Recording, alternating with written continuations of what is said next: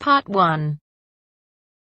You will hear a woman phoning the local council about an abandoned vehicle. First, you have some time to look at questions 1 to 6.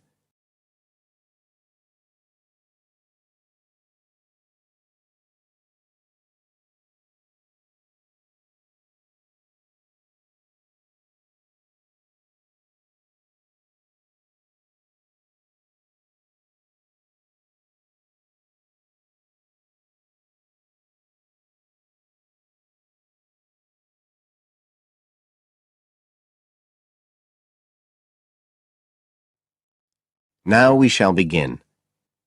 You should answer the questions as you listen, because you will not hear the recording a second time. Listen carefully and answer questions 1 to 6.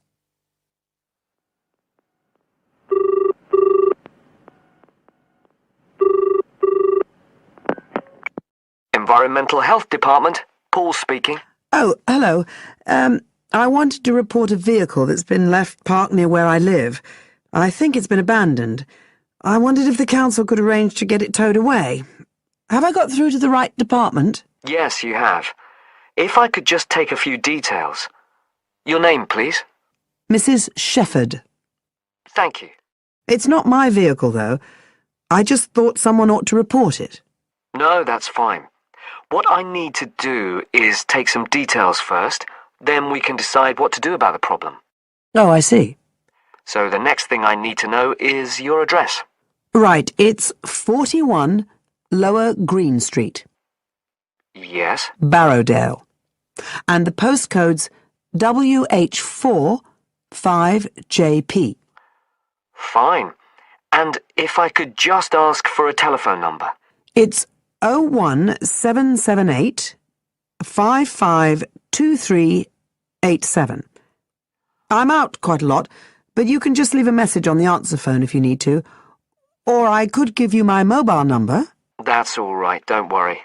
Now, could you tell me a little more about this vehicle? You say it's been abandoned. Well, it certainly looks like it.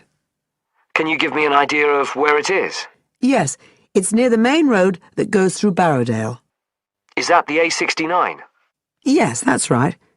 Now, there's the primary school just towards the end of the village, and then next to that, next to the children's playground, there's a field, and it's in there. Oh. I wonder how it got in there. Well, there's a gate to allow farm machinery in and out. I thought something ought to be done about it. The children from the school might start playing in the vehicle and lock themselves in or something. Yes, you were quite right to report it. And what type of vehicle are we talking about here? It's a van, actually. You know, the sort with just a couple of little windows at the back. Right. You don't happen to know the make and model, do you? Oh, yes. I went and had a look and got all the details. I thought you might need them. I'm surprised the school hasn't contacted you about it. Anyway, I wrote the details down. Right. It's a Catala, and the model's a Flyer 2000. Is that Flyer? That's right. Very good. And the colour? Well, it's not all that easy to see because it's absolutely filthy. And actually, it looks as if it's had a paint job at some stage. It's blue, but you can just see white underneath where it's been scratched. Right. Well, I'll just make a note of the present colour, and if you could just tell me the vehicle number. Did you make a note of that? Oh, yes. It's S322GEC. Okay. Before you hear the rest of the conversation, you have some time to look at questions 7 to 10.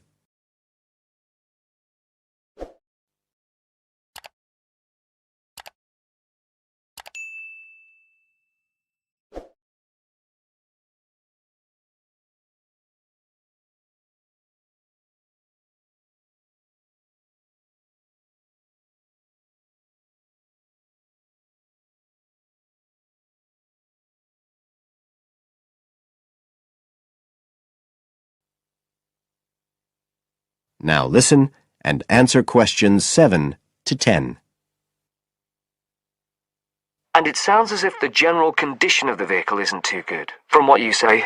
No, it's pretty poor. It wouldn't be drivable. It's got a flat tire and there's a crack in the windscreen. I reckon someone just wanted to get rid of it. That's usually the way. It's been there for nearly a week. No, it must be 8 days.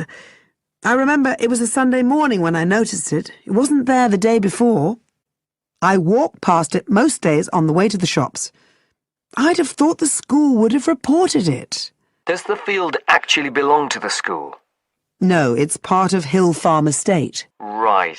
I'll just make a note of that. And I don't suppose you have any information about who might own the vehicle? No, I've no idea. So what will you do now? Well, we'll come and have a look and see if we can trace the owner. And if we can't, the vehicle will be removed as rapidly as the law permits. It could be anything up to 20 days. One thing I should say, I'm quite sure this doesn't belong to anyone round here. I'd definitely recognise it if it was from someone who lived here. So you don't think it was anyone local? Right. I'd say at a guess we're looking at a stolen vehicle here. I did wonder if it might have been. You hear such a lot about car thieves nowadays. Well, we certainly will be looking into that possibility. Anyway, thank you for contacting us, Mrs. Shefford, and we'll keep you informed of what happens. Right. Thank you very much. Goodbye. Goodbye.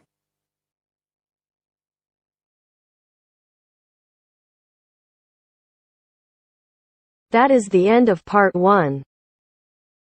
You now have half a minute to check your answers.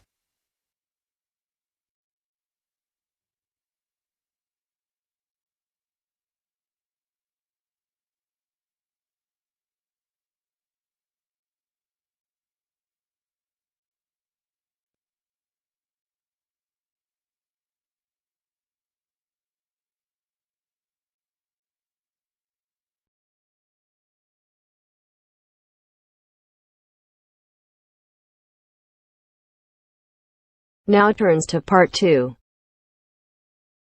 Part 2. First, you have some time to look at questions 11 to 15.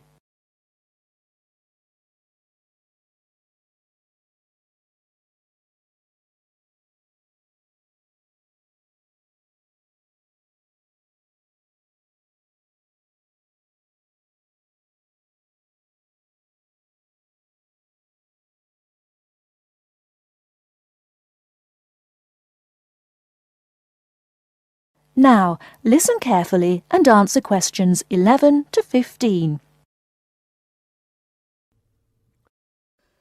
Starting at the beginning, you can see the on-off switch just beneath the two lights. Having turned the machine on, these lights now become very important. When the light on the left has gone out, you can begin making coffee, as it means the water is now hot enough. Next to that is the water level light. If this is illuminated, it means the machine does not have enough water. It is essential that you turn the machine off and add more water the moment this light comes on. Otherwise you could damage the heating element. Once you have checked that both the heater light and the water level light are off, make sure the filter holder, that's the part with the handle just under the control panel, is in place. Once you have your cups ready, it is time to press the coffee delivery switch. That's the button just above the filter holder beside the boiler meter. Remember to take a quick look at the meter as it tells you the exact temperature of the water. On both the left and right hand side of the machine, on the same level as the filter holder, you can see the steam pipes used for heating milk. These steam taps need to be cleaned regularly to avoid blocking. And finally, if you do spill any coffee, don't worry. Just make sure that the drainage pipe at the bottom of the machine is leading into a sink or a suitable waste container. As with the steam taps, the drainage pipe needs regular cleaning.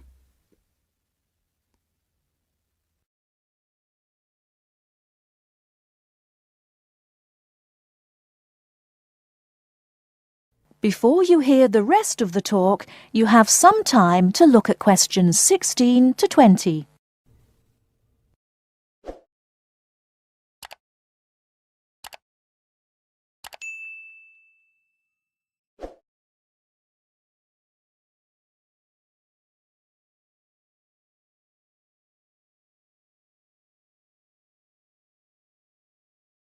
Now listen and answer questions 16 to 20. First and most importantly, I'll tell you where you should go from tomorrow for your lectures and classes. The Health Sciences building is on the west side of the campus, opposite the library, beside the History department. As you are probably aware, there are 6 modules to the course, which will take a year to complete. That's 2 modules each term.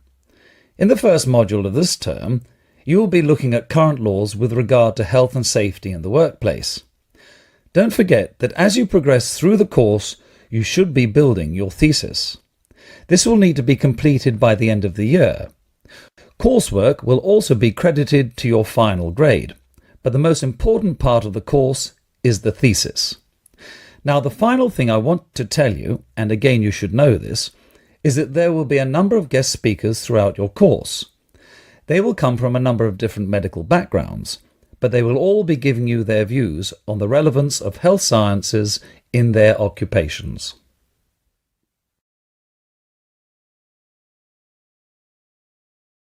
That is the end of part 2.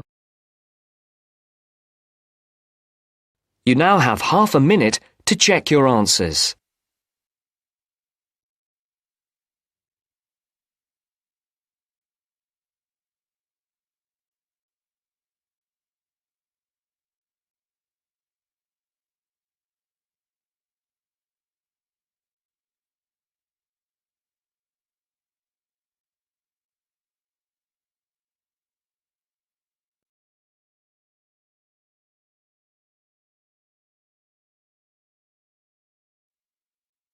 Now turns to part 3. Part 3. You'll hear a lecturer talking to students about America in the 1960s. You have some time to look at questions 21 to 26.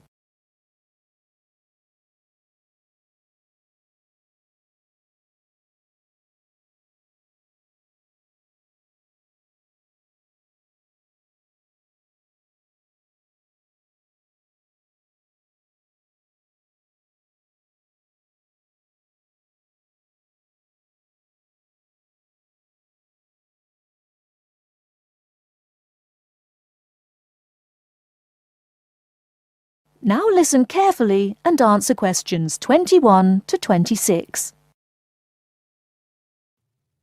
We begin our examination of America in the 1960s with the usual caution.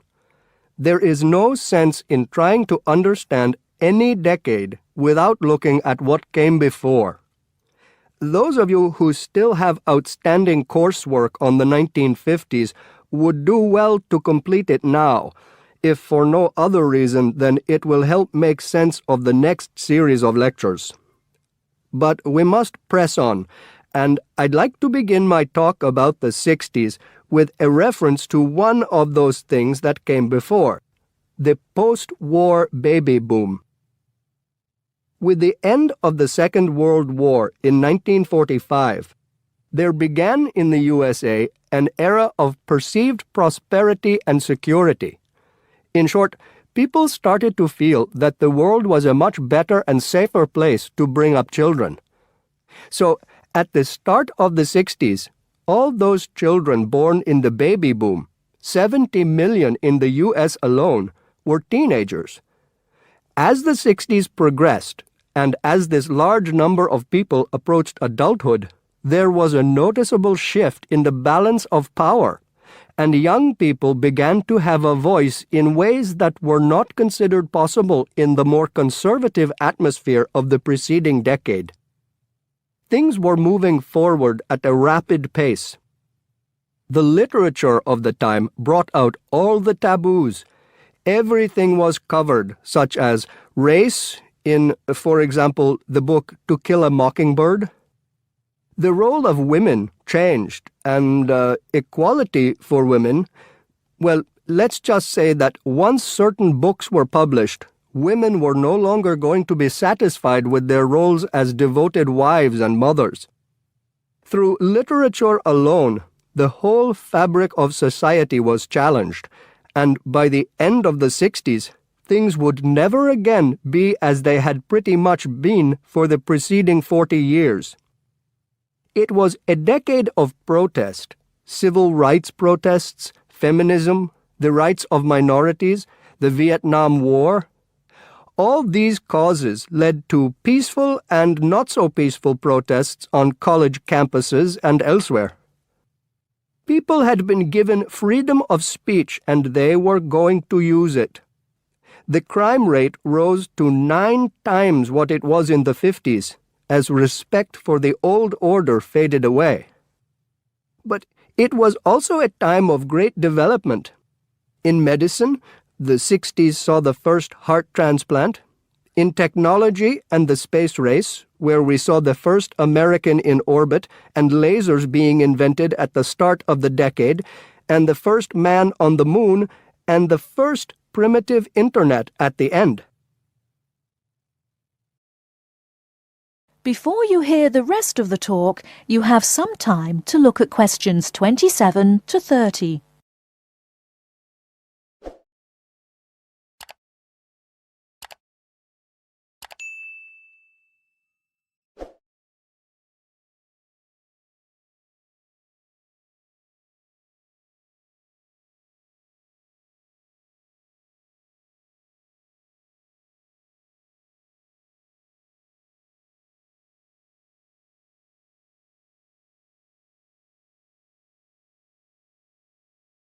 Now listen and answer questions 27 to 30.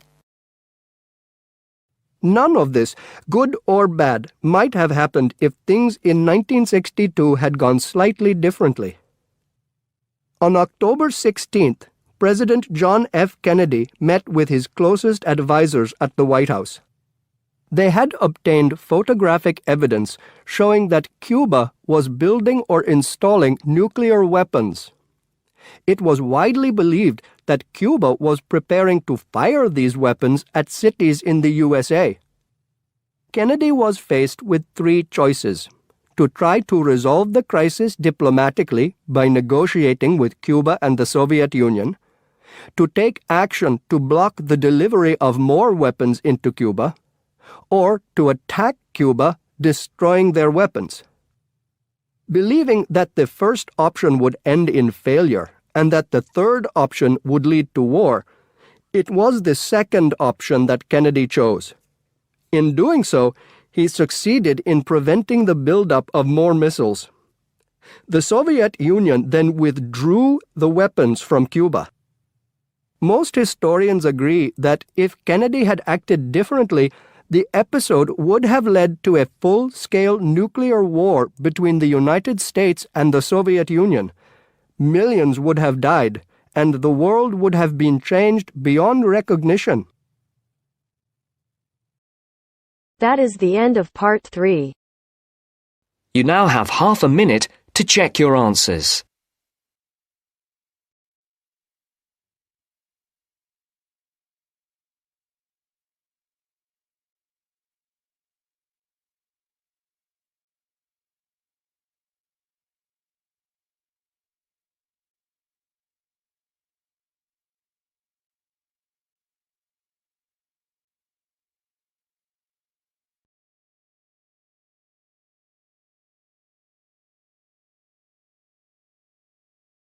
Now turns to part 4.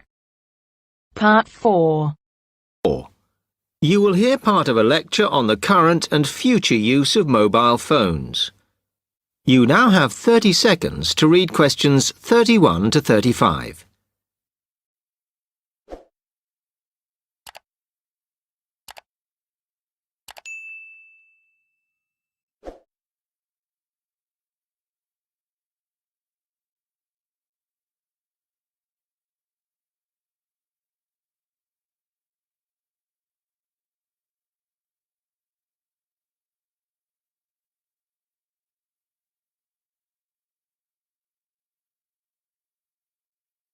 Okay, now today we're looking at changes in communication, and specifically changes that have just happened or are likely to happen in the next few years. Key to this is the mobile phone, which is increasingly being seen as an all-purpose system rather than just a phone. If you only use your phone for texting and making calls now, you will be amazed at how you'll be using it in the future. The technology has been developed for a range of other uses. For example, phones could be used so that if you are meeting someone and they get lost, you could send them a map of your location to help them. This will save all those complicated explanations over the phone and our poor friends or colleagues trying to drive and find out where they are at the same time. And if you get bored waiting, or if you're traveling, for example, you will soon be able to see TV news on your phone as it is actually being broadcast. This means that you won't have to miss any of your favorites if you are away for a few days. Most people have got used to texting now, and young people send pictures to each other. But what is exciting is the possibility of putting music with them before you send them. And it's not all frivolous. Phones are going to become even more critical in business and education. Some recent developments have a highly practical usage. So, for example, as lecturers, we will be able to send everybody a text to let them know if lectures have been canceled. And the new phones could have a further use in education, as well as business, as they will enable us to go to any destination, such as when we are doing a field trip, for instance, and from there to send data directly to a computer so that we can access it when we get home. This means we will no longer be limited by what the phone can store. You now have 30 seconds to read questions 36 to 40.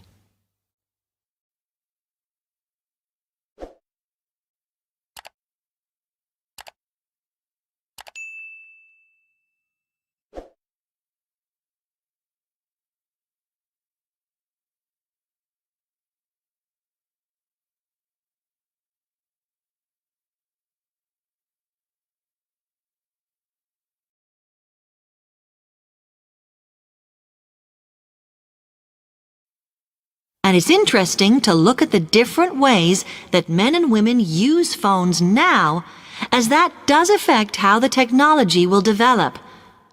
Some research has been done on how people use phones, and some of the results are surprising. One of the increasing usages of mobile phones is to get all sorts of data, such as phone numbers, the weather, train times, etc. And while there's been an attempt to set up connections with things that women might be interested in accessing, it is overwhelmingly men who do this. But what about the traditional use of a phone? To speak to people? I suppose we would predict that it is mainly women who use phones as a method of contact for friends and family, but, in fact, the genders exploit this facility equally. I've spoken about the increased business usages that phones will offer, and I suppose we would associate this usage with men. The survey picked up, though, that women are often working from home or catching up with work in the evenings, so they use phones in this way as much as men do. Most of us are aware we can store photos on our phones.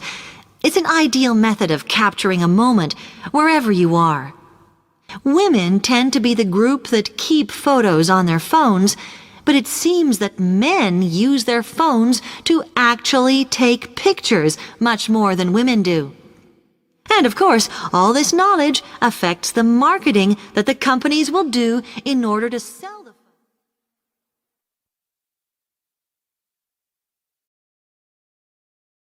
That is the end of part 4. You now have half a minute to check your answers.